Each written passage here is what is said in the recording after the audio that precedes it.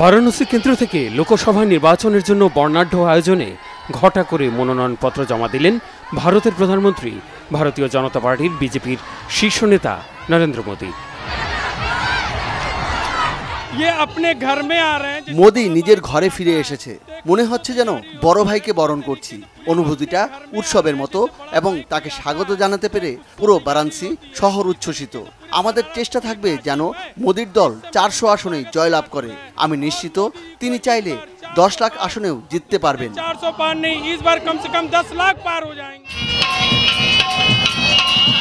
মোদীর বারাণসী আগমন উপলক্ষে মেগা রোড শো আয়োজন করে বিজেপি।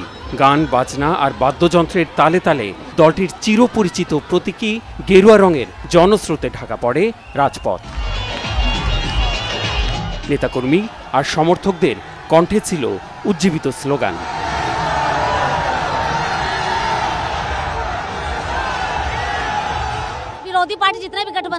ব্যাপার না, মোদির বিরুদ্ধে যত জোট করা হোক না কেন তারা জিততে পারবে না।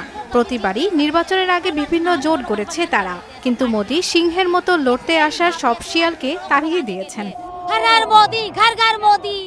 মঙ্গলবার মনোনয়নপত্র জমা দেওয়ার আগে গঙ্গা স্নান সারেন প্রধানমন্ত্রী মোদী। এরপর পূজা দেন বারাণসীর দাসাসমেত ঘাটে, পূজা দেন কাল ভৈরব মন্দিরেও। 2014 সালে প্রথমবার বারাণসী থেকে প্রতিদ্বন্দ্বিতা করেছিলেন মোদী। এ নিয়ে টানা 3 বার বারাণসীর লোকসভা কেন্দ্রে প্রার্থী হলেন তিনি। বেলা 12টা নাগাদ মনোনয়নপত্র জমা দেওয়ার সময় বিজেপির শীর্ষ নেতা মোদীর সঙ্গে ছিলেন পণ্ডিত গণেশ্বর শাস্ত্রী ছাড়াও উত্তরপ্রদেশের মুখ্যমন্ত্রী যোগী আদিত্যনাথ সহ দলের স্থানীয় ও কেন্দ্রীয় নেতারা। অযোধ্যার রাম মন্দিরে প্রাণ প্রতিষ্ঠার দিনক্ষণ ঠিক করেছিলেন পণ্ডিত Ganeswar.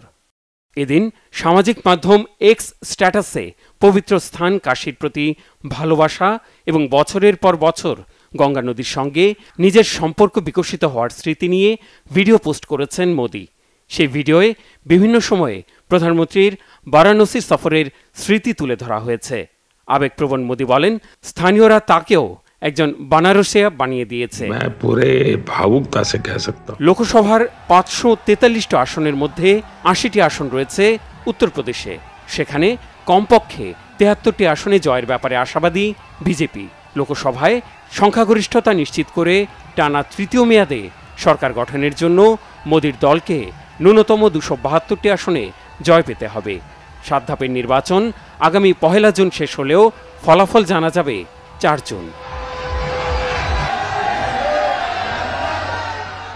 Mehrab Hussain Khan, Bangla vision news desk.